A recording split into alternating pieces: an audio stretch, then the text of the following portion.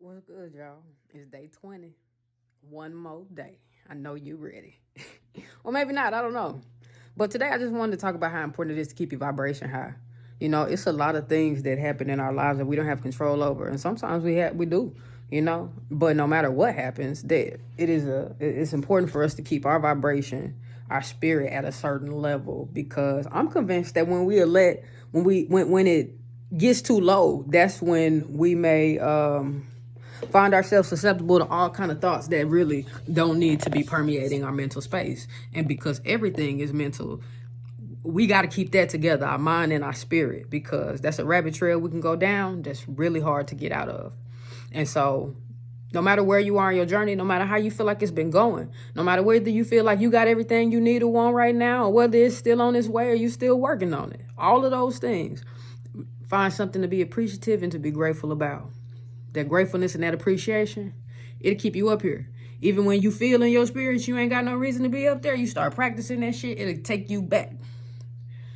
And so because so many different things are always happening in our lives at any given time that we can and can't control, you know, just being mindful of that allows us to be graceful with ourselves. One of my most commonly used mantras is "it's okay."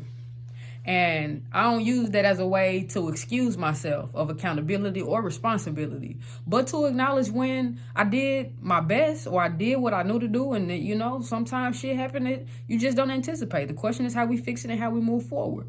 Anytime there's a problem, I'm always focused on the solution, because focusing on the problem is going to create more than for me. And I ain't got time for that shit to begin with. You feel me?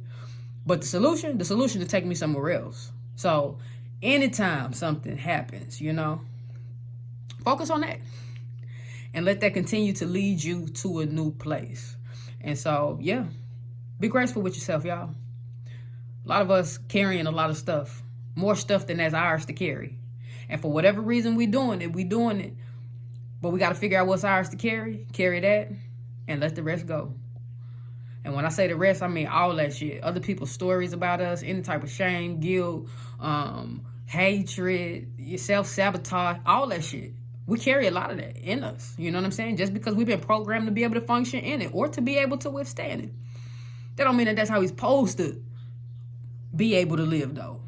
We're supposed to be able to have whatever kind of life we want, whatever kind we believe that can be at our doorstep.